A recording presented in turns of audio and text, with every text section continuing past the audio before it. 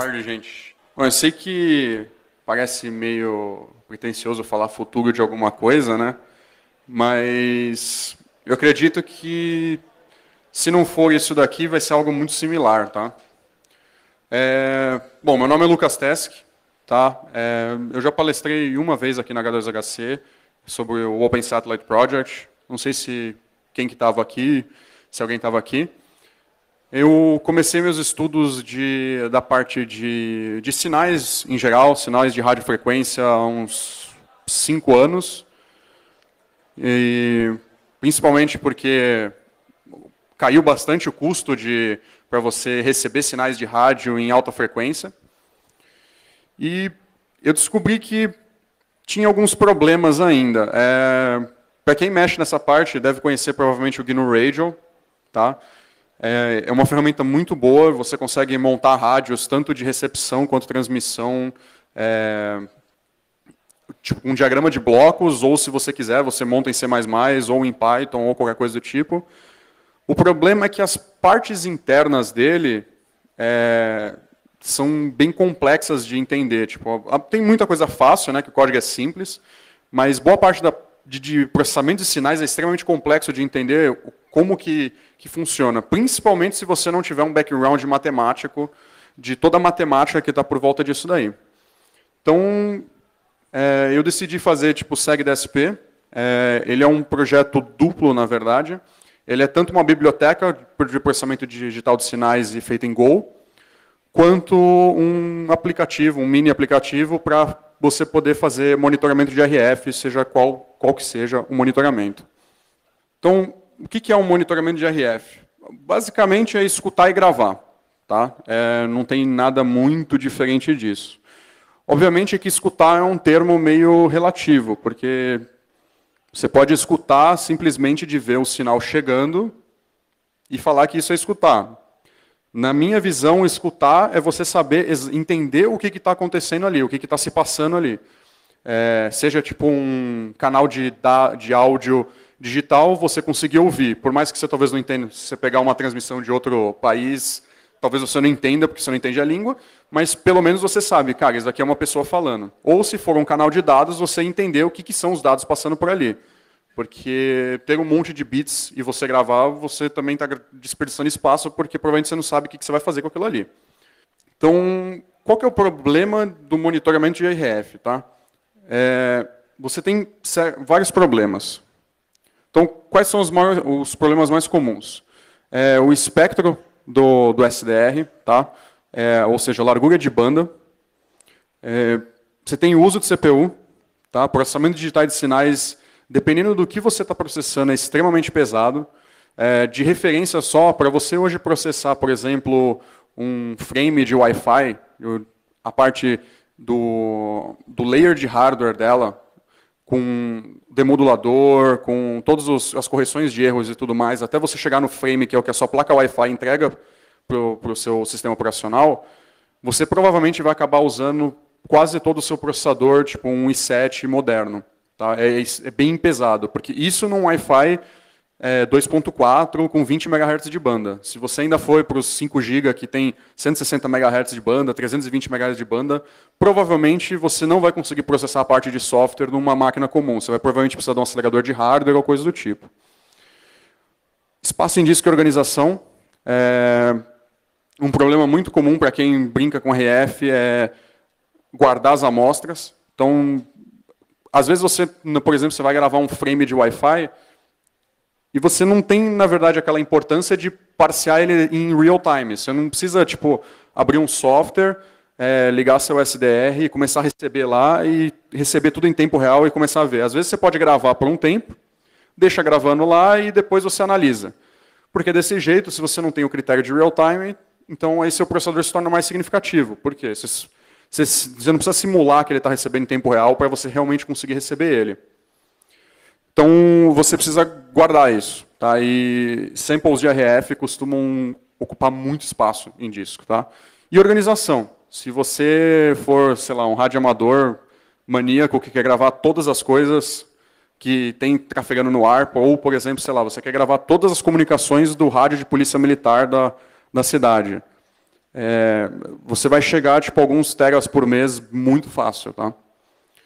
E uso de rede. O uso de rede depende da sua arquitetura. Pode ser que você esteja com o SDR ligado direto no seu computador, ou você vai ligar ele num Raspberry Pi, alguma coisa do tipo, e fazer um acesso remoto. E por que você faria isso? Porque cabo de rede é mais barato que cabo coaxial. E mais barato do que amplificadores. Idealmente, você vai deixar a sua antena ligada direto no seu rádio. Tá? Se você pegar o Wi-Fi, geralmente o Wi-Fi você liga a antena direto no rádio. E por que isso? Porque a frequência é alta, e quanto mais alta a frequência, maiores as perdas. Então, por exemplo, um exemplo bem rápido, se você tiver, por exemplo, em 2.4 GHz e fizer 10 metros de cabo, mais ou menos metade do seu sinal se perde no meio do caminho. Tá? Então, se você está transmitindo em 100 mW, provavelmente a antena, na verdade, vai estar recebendo 50. E o contrário também é verdade. Se você estiver recebendo um sinal, esse sinal também cai pela metade até chegar no seu rádio. Então, idealmente, você quer deixar a antena o mais próximo do rádio possível. E cabo de rede, até 100 metros, é bem tranquilo de fazer. Cabo de rede não é tão caro. Tá? 100 metros de cabo coaxial pode chegar a sair 300, 400 reais. 100 metros de um cabo de rede, dependendo do cabo que você comprar, você vai gastar, sei lá, uns 50, 80 reais nisso daí. Então, quando você começa a fazer operação remota, aí você tem o problema da rede. Porque, dependendo do SDR que você tem, você pode, inclusive, sobrecarregar uma rede, por exemplo, de 100 MB. Então, se você usar um Raspberry Pi 1 e 2, que tem uma porta de 100 MB, talvez não consiga fazer o streaming daquilo lá. Então, uso de CPU, quando você tem muitos canais. Tá? Tem um exemplo bem clássico aqui. Isso daqui é o GQRX. Tá? Eu estou recebendo mais ou menos 3 MHz de banda. E cada um desses picos aí é um sinal de áudio. Tá? E essa faixa de frequência aí é da Polícia Militar de São Paulo. Tá? Isso aqui foi capturado faz um tempinho já. E tem misto aí. Tem rádio digital, rádio analógico. Tá? Tem os dois. Mas vocês podem ver que só assim, contando por cima, deve ter uns 14, 15 canais aí. Então, você tem muitos canais para processar. E para você processar, você tem um fluxo de demodulação. Tá? Então, o que eu vou fazer? Eu vou mostrar um fluxo básico de demodulação, tá? Como é que funciona. E aí eu vou pegar e expandir esse problema para quando você tem mais de um canal. Tá? Então, um fluxo básico de demodulação, você tem o quê? Você tem o IQ aqui. O que é o IQ? O IQ é o sinal que sai do seu rádio. Tá? É uma representação em número complexo do seu sinal. Tá? Então, para quem mexe com o Arduino, geralmente, o Arduino, o Raspberry Pi, que mexe com a conversão analógica digital, geralmente o sinal é um sinal real, ou seja, você tem um valor que é uma amplitude. Tá? Num sinal complexo, você tem dois valores para cada amostra. Você tem um valor de amplitude e um valor de fase. Tá? Mas um pouco depois, se sobrar um tempinho, eu explico o porquê disso. Tá? O porquê que você resolve receber um sinal complexo e não um sinal real. Mas, por enquanto, imagina que o IQ é a sua saída do seu rádio. Tá? Primeiro passo, você tem que fazer um shift na frequência. Por quê? Porque, como estava aqui no fluxo anterior, se vocês olharem aqui, você está sintonizado ali em 163.160 MHz. Só que você tem sinal espalhado até 162. O seu rádio em si só sintoniza uma frequência. Ele consegue ver, tipo, sei lá, 3 MHz, mas você sintoniza uma frequência só.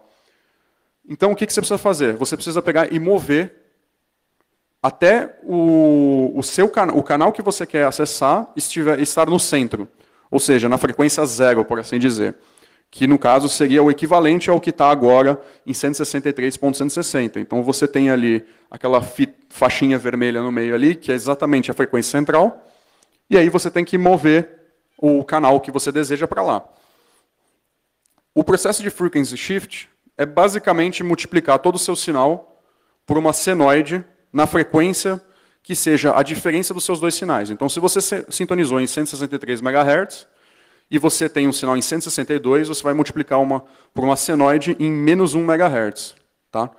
Pode parecer meio estranho frequência negativa, mas isso existe em números complexos. Tá?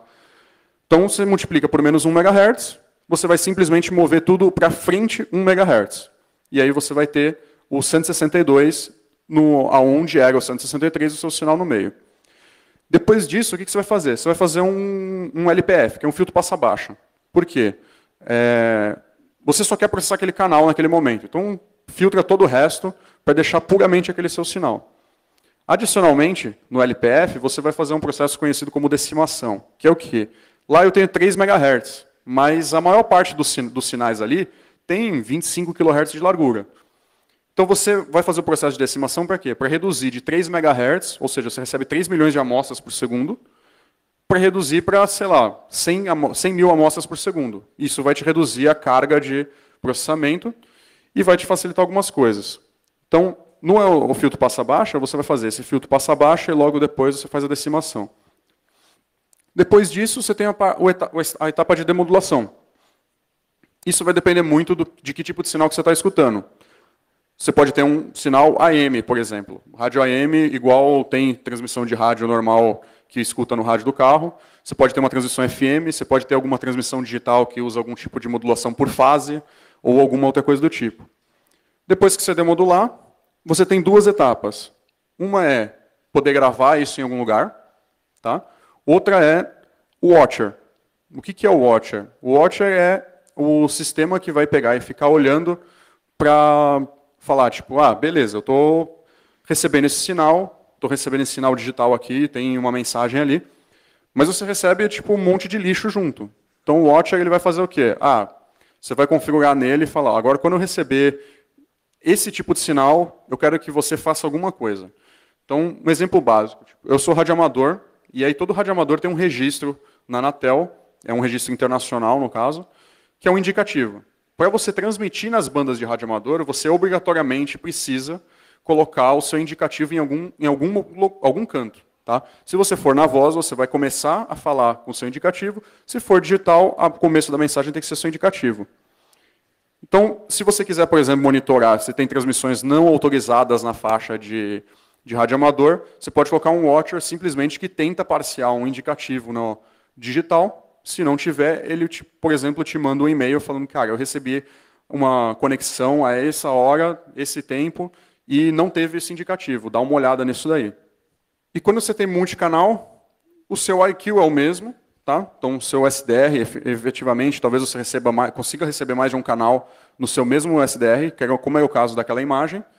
Só que, a partir do momento que você precisa mudar a frequência do seu sinal para cada canal, tudo que tiver dali para frente vai ser totalmente independente. Então, você vai precisar repetir todo o fluxo que você tem para cada canal que você tiver.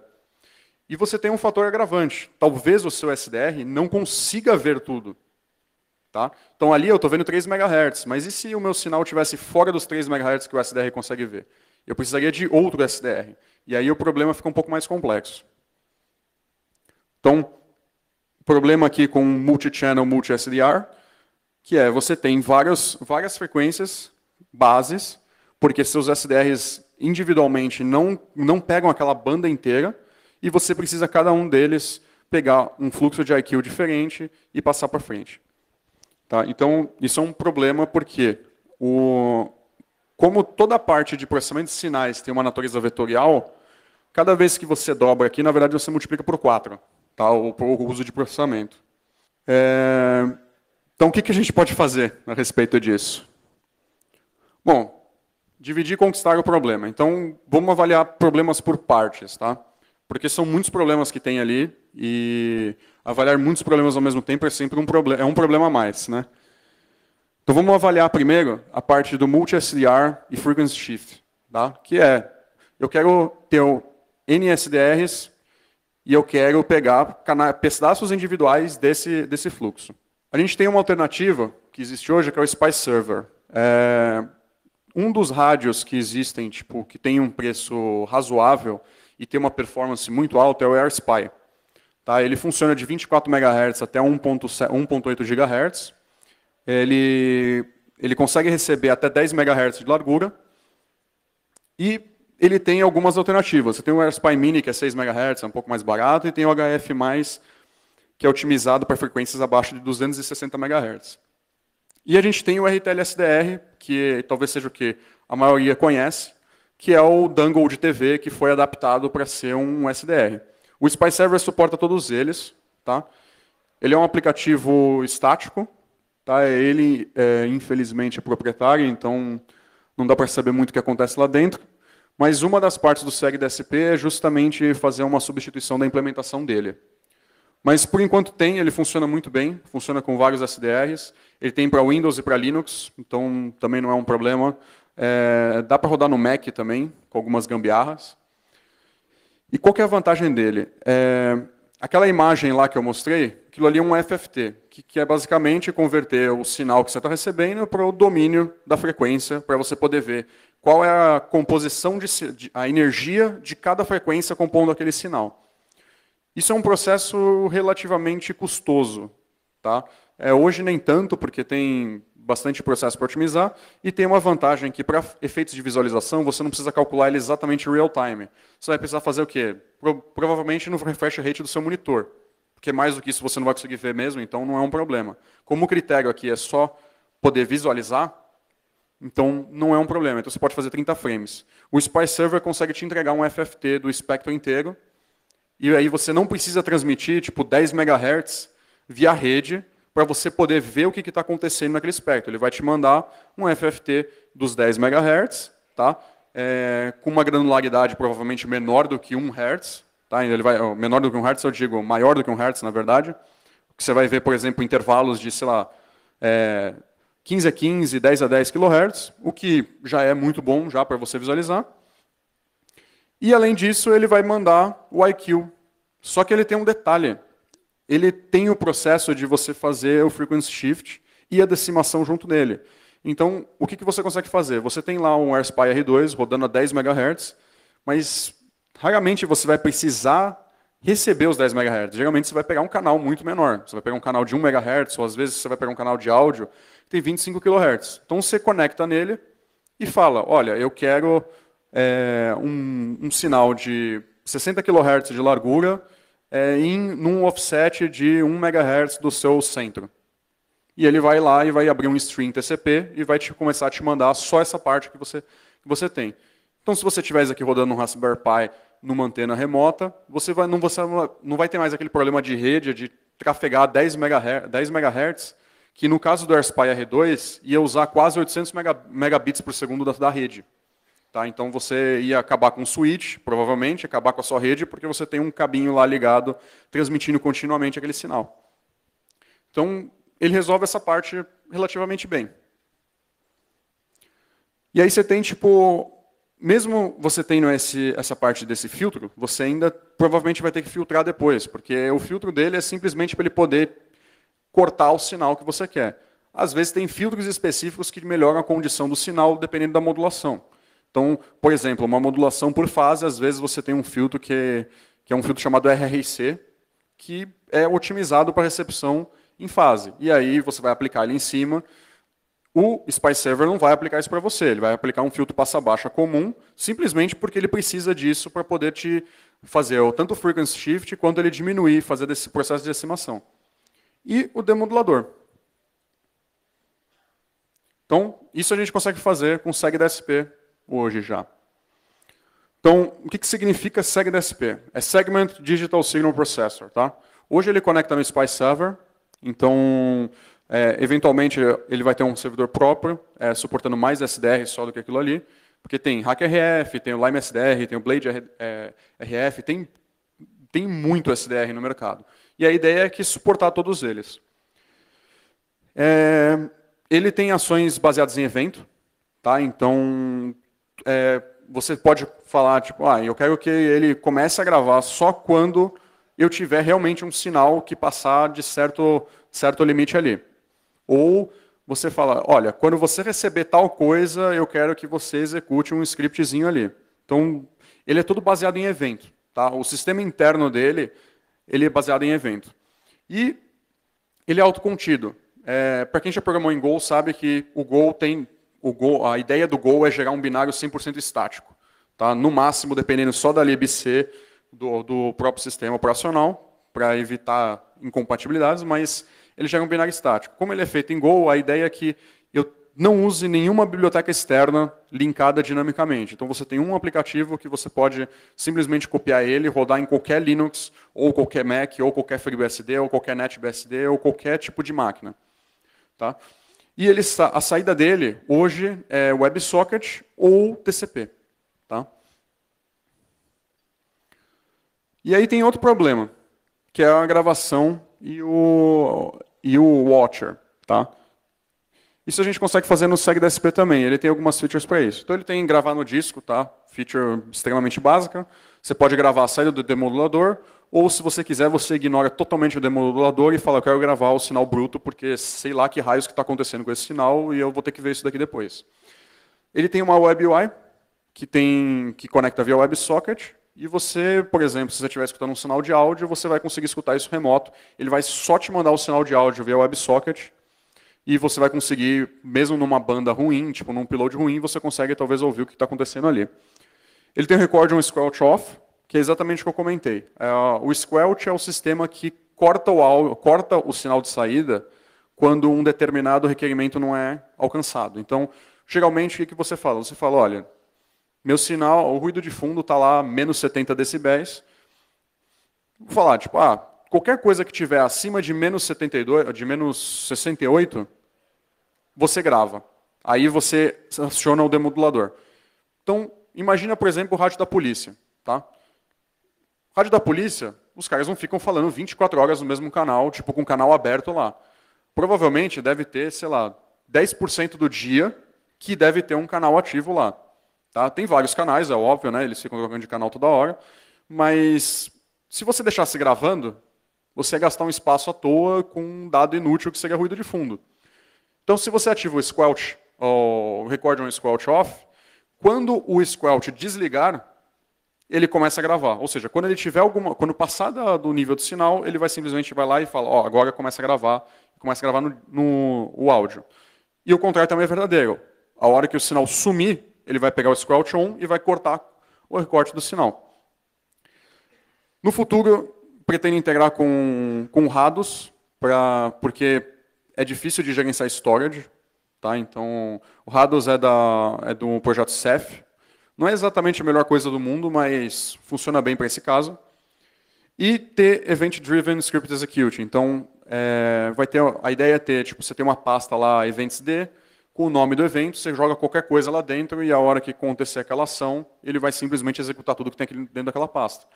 Então fica mais fácil de você, em vez de você precisar modificar o código do SegDSP para trigar uma ação quando tiver, você pode rodar o SegDSP por padrão e simplesmente vai lá e joga os scripts dentro da pasta. Então aqui é a Web UI dele. Eu sou um programador, então a Web UI dele é bem porca. Tá? Algum dia eu penso em ver se eu consigo algum designer para melhorar, mas por enquanto de feature está aí. Então você tem o FFT em cima, que ele está entregando ali, por exemplo, 5 MHz, acho que 6 na verdade. Tem embaixo o Waterfall, que é o FFT pelo tempo. Então é como se você pegasse essa parte de cima e olhasse de cima, passando no tempo. Então você consegue ver o que aconteceu no passado, num período curto. E aqui embaixo, na esquerda, tem os parâmetros. Então, aqui, o que eu estou fazendo? Eu tenho um sinal, o meu SDR está centrado em 105 MHz, e eu estou observando um sinal em 106.3, tá? Inclusive, ele tem a marcação ali. A largura do meu canal é 750 kHz, então eu pedi para o SPI-Server não 6 MHz, eu pedi 750 kHz. Tá? Então, eu recebo bem menos. O meu filtro de entrada é 120 kHz, que é o que eu preciso para demodular um rádio FM. E ali no canto ali tem o tráfego médio, que é do áudio que está vindo do server via WebSocket. Então, ali no caso, isso aqui é a faixa de rádio FM normal, estava rodando lá, e ele simplesmente fica transmitindo o áudio de lá. Então, até agora a gente tem multi-SDR, multi-IQ, a gente coloca o SPI-Server ali.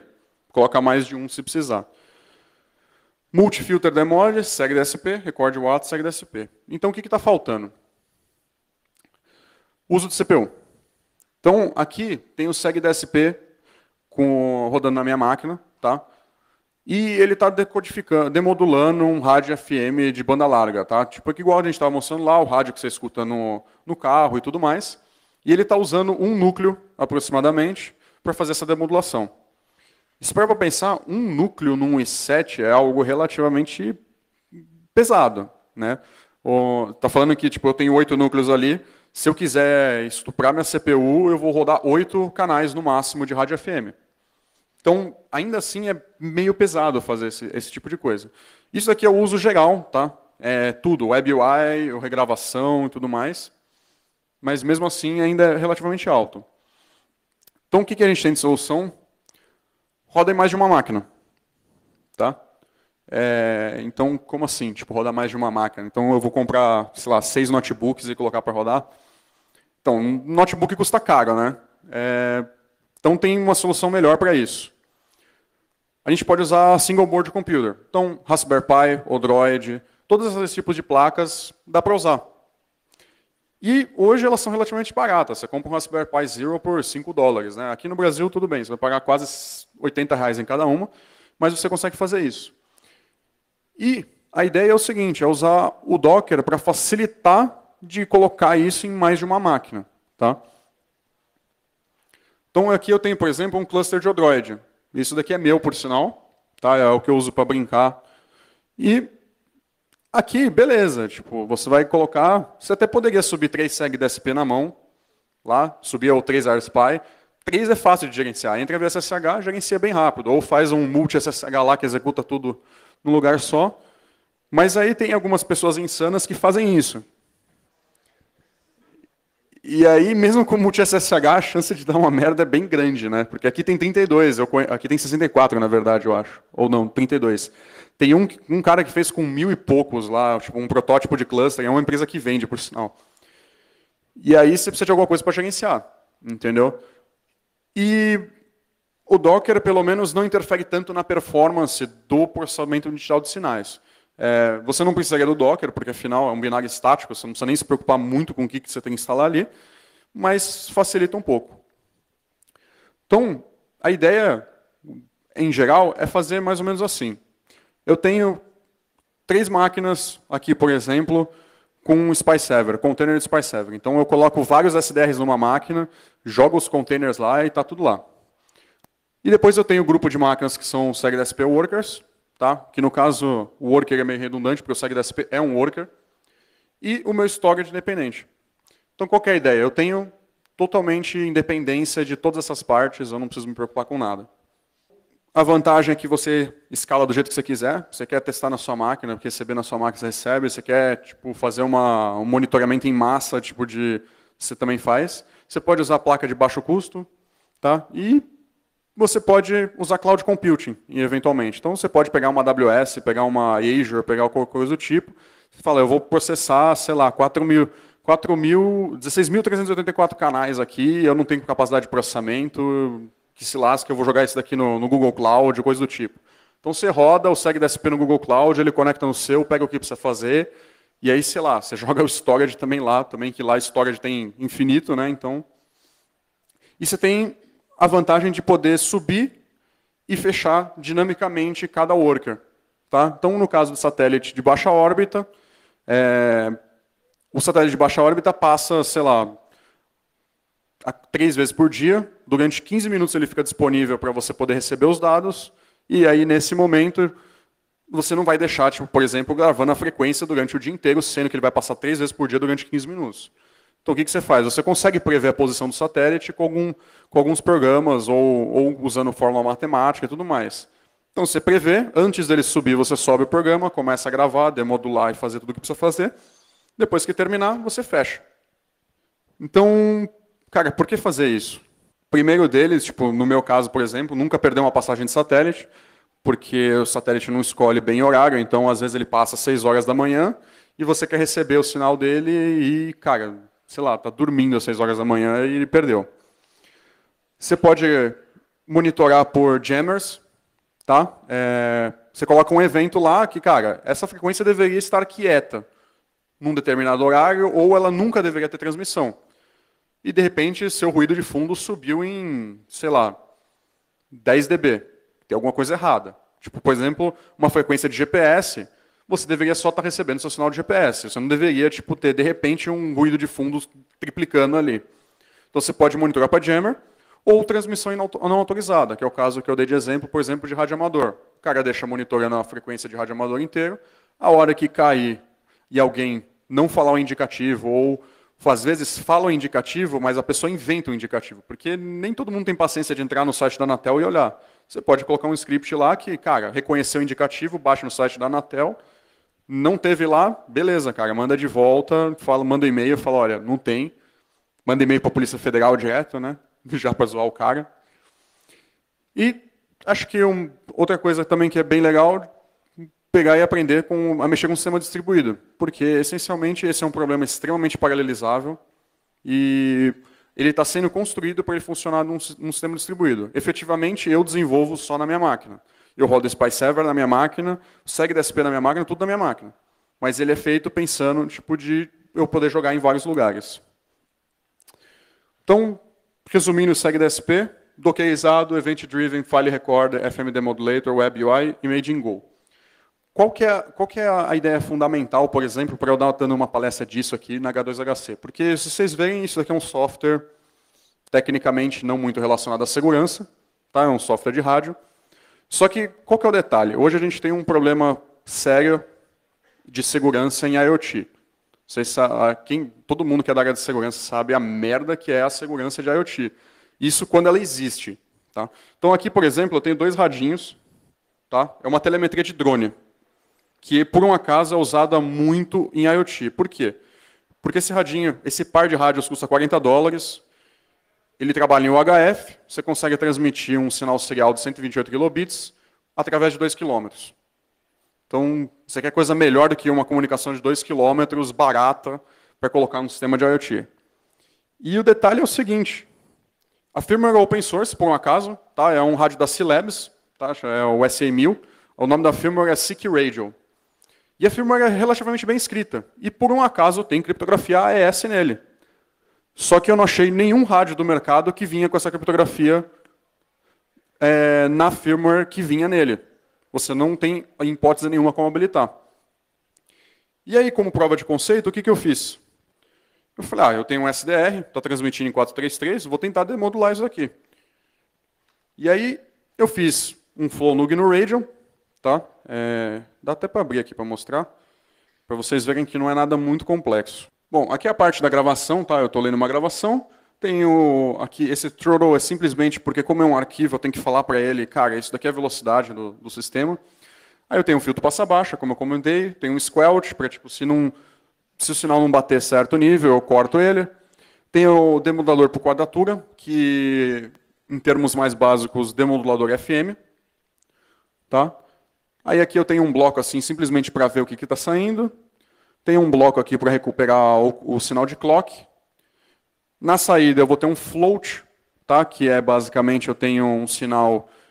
Se eu demodular FM, o sinal desse rádio aqui, eu vou ter um sinal de saída que vai ter, por exemplo, um sinal positivo e um negativo. Então eu vou ter mais um, menos um lá no float, mais um é bit 1, menos um é bit 0. Então eu uso um binary slicer aqui que faz exatamente o quê? Se for acima de 1, eu assumo que é um bit 1, se for abaixo de 1, eu assumo que é bit 0. E sai um byte e eu gravo no arquivo.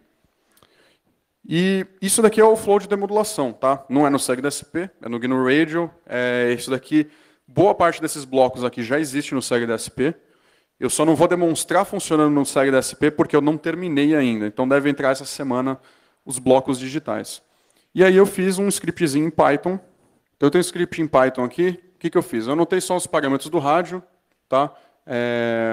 Os parâmetros que eu configurei para facilitar um pouco para eu entender como é que o rádio funcionava. E aí tem um script em Python aqui com as etapas digitais. Então a saída aquele output.bin que sai ali é 1 bit por byte, por assim dizer. Então se o byte for 0, ele é bit 0, se o byte for 1, é bit 1. Isso é porque quando você está trabalhando com bits, você não sabe exatamente aonde está o começo do seu frame, em bits. Então é melhor você salvar os bits separados para você poder alinhar. Então, o que eu tenho? Aqui embaixo eu rodo aqui, isso aqui está em Python, está bem escroto o código, tá? Foi bem para funcionar rápido. Primeira coisa que eu acho, a palavra de sincronia. acho o preamble, na verdade, que é como esse rádio não transmite sempre, então antes dele transmitir, ele manda tipo uma senoide bem forte, só para falar, cara, eu vou começar a transmitir. Por quê? Para o receptor conseguir ter tempo de detectar esse sinal e inicializar o processo interno dele. Então eu detecto o preamble, que é uma senoide, então é 0 e 1, 0 e 1 alternado. Depois que eu achar um preamble, eu tenho que achar a palavra de sincronia. Tá? Então eu corto aqui os bits aqui. Aí eu procuro a palavra de sincronia, tá? Que são 2 bytes aqui, que estão aqui em cima. Tá?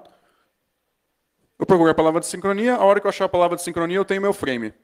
Tá? Então, o que eu faço? Esse aqui está codificado em Manchester, tá? Tem um decodificador bem zoado de Manchester lá em cima, que funciona.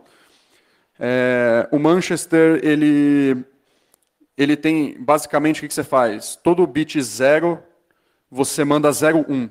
E todo bit 1, você manda 1, 0. Tá?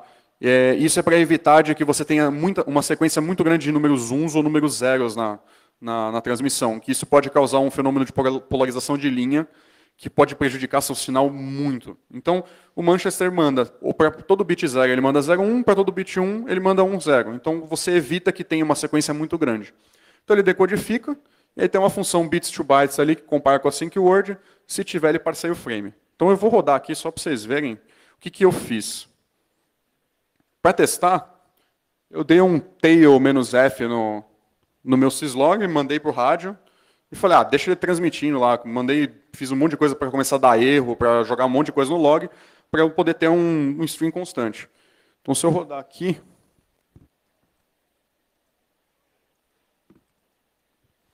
ele começa a printar da gravação tudo que saiu de lá. Isso daqui eu levei, assim, com o trabalho do dia a dia e tudo mais, eu levei 3 dias para fazer. Tá? Qual que é o ponto core disso daqui? A modulação e todo o esquema de framing e tudo mais que usa nesse rádio, usa em praticamente todos os devices que você tem hoje em 433, em 900 MHz, alguns até em 2.4. Se vocês estão meio inteirados em IoT, vocês já devem ter ouvido falar em LoRaWAN. Tá? O LoRaWAN, na verdade, ele foi um rádio multimodulação. Então, ele acontece? Qual que é o segredo dele? Ele tem algumas modulações meio exóticas, tá? Que permitem transmissões em longa distância, mas o segredo dele é o seguinte, ele suporta vários tipos de modulação e você consegue escolher o melhor para o tipo de ambiente que você está. Só que, na maioria dos casos, ele acaba modulando da mesma maneira que esse rádio. E aquele negócio, a maioria deles não tem criptografia, tá? Alguns kits até vêm com chip via hardware para criptografar AES. E eu, particularmente, já recebi vários sinais de telemetria de IoT. Nenhum deles está usando.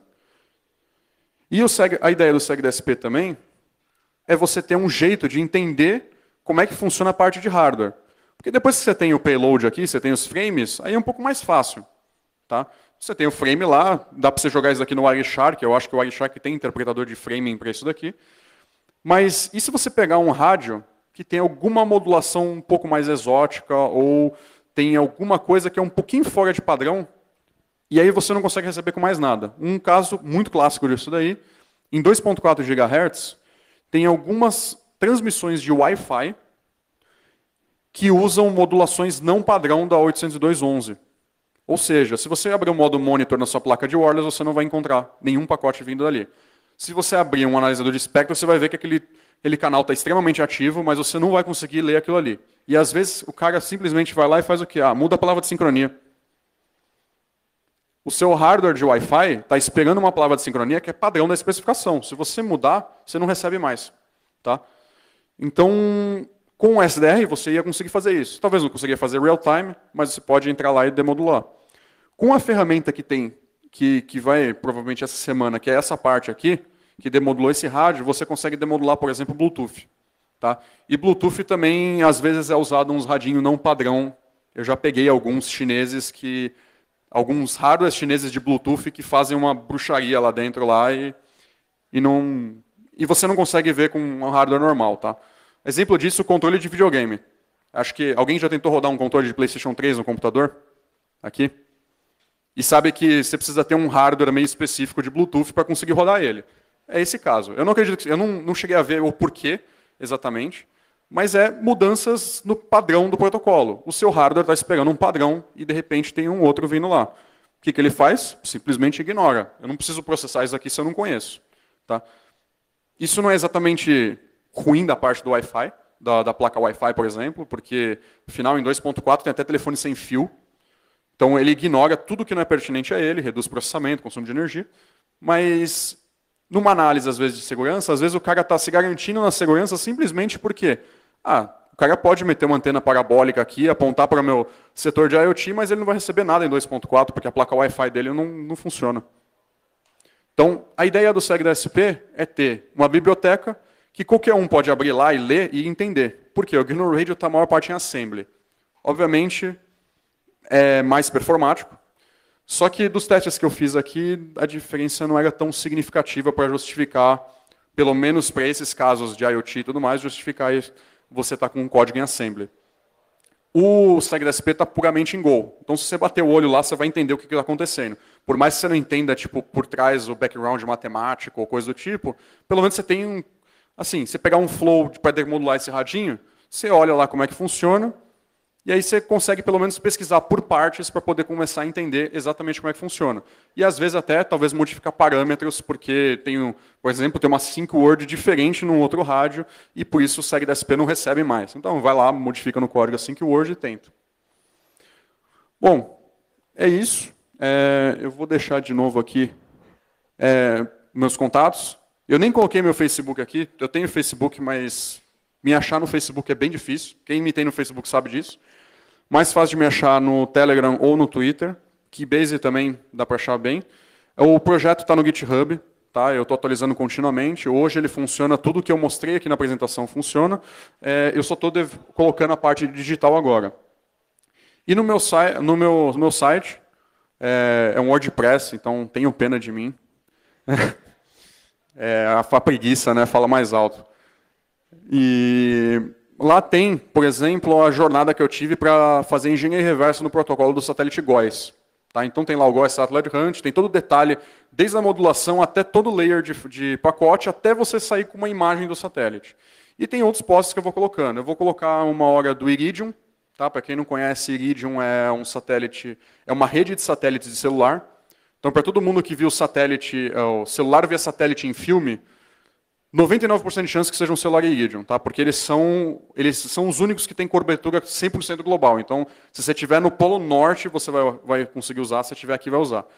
E não são criptografados. Tá? É zero criptografia mesmo. Ele usa GSM para autenticar. Tá? Ele tem um chip GSM lá dentro. Ele simplesmente usa para virar para a rede e falar, cara, eu sou o número X. A rede fala, ok, e a partir dali acabou. Então, é extremamente fácil de você receber em casa. É um satélite, a rede de satélites é muito potente. Então, você recebe, você coloca uma antena super minúscula. Eu fiz uma de uma rádio-sonda. Roubei uma antena de GPS de rádio-sonda e coloquei e fiz o teste. E você consegue pegar todas as comunicações de áudio e tudo mais. E, mais para frente, eu vou fazer do Inmarsat, que é da parte de aviação, que também não existe criptografia, tá? Nem para transmissão, nem para recepção. Então, toda a comunicação de avião oceânica, né, em solo geralmente é direto, rádio AM, mas oceânica usa via satélite. Todo esse tipo de comunicação não existe nenhuma criptografia, qualquer um consegue escutar. Nunca tentei transmitir, mas não existe nada que indique que o satélite filtra de alguma maneira a transmissão. Então, é uma área bem legal para explorar e estudar. E aí, com a SegDSP, pelo menos tem as bibliotequinhas lá, o flow já feito, e dá para se virar bem. Espero que vocês tenham gostado. Qualquer coisa, eu estou por aqui. Acho que amanhã eu venho também aqui. E é isso aí. Não, eu só queria saber qual que é o custo mínimo para começar a brincar com essas coisas. Cara, o custo mínimo é o seguinte. É isso daqui. Esse daqui é um radinho, até muita gente comprou aqui já. Se vocês quiserem anotar, é rtl-sdr.com. Tá? Tem mais baratos, você consegue comprar na China. Se você procurar por RTL SDR, você vai achar vários. No Brasil, você compra no Mercado Livre o dongle o original de TV e tudo mais, que também funciona, você compra por volta de R$100. Esse daqui está na faixa de 300. A vantagem desse é para micro-ondas. Se você for trabalhar abaixo de 1 GHz, cara, qualquer um deles serve muito bem e beleza. Se você for trabalhar acima de 1 GB, até 1.8, que é o limite desse daqui, aí é melhor comprar esse daqui, que esse daqui tem mais features e tudo mais. E é basicamente isso. Você liga no USB e você está com ele. Se você entrar no blog deles, ele custa, se não me engano, $25. Qual que é a vantagem de comprar no blog deles? Bom, eles são chineses, ó, né? Então tem bastante coisa lá. E eles têm kit de antena, então eles têm antena telescópica, e eles têm adaptador. Então, por exemplo, esse aqui tem um conector SMA, que ele parece de Wi-Fi, tá? Mas ele, na verdade, tem o pino do meio invertido. Tá? O do Wi-Fi na verdade, é o diferente, é o RP-SMA. Esse aqui é o SMA, que é o mais comum. Ou não o mais comum, né? Porque o Wi-Fi é mais comum. Mas eles têm adaptadores para outros conectores. Por exemplo, para o conector BNC, que é às vezes usado em alguns dispositivos de rádio, ou conector F, que é o conector que tem na net e tudo mais. E também custa $10 os kits. Então, acho que por volta de, sei lá, $50, $60 você consegue se divertir bastante. Eu vi que você frisou bastante vezes até a parte do processamento, que pega lá um core lá e explode lá. Por que não tentar usar, por exemplo, sei lá, um CUDA, GPU, qualquer coisa assim, para tentar fazer isso daí? Isso é uma boa pergunta, na verdade. Por lá, natureza vetorial, processamento de digitais de sinais se dão muito, mas muito bem na GPU. E, assim, eu só estou começando na CPU porque é mais cross-platform do que uma GPU. Tá? Então, se eu usar um CUDA, eu vou rodar na NVIDIA. Se eu rodar um OpenCL, eu até rodo em alguns.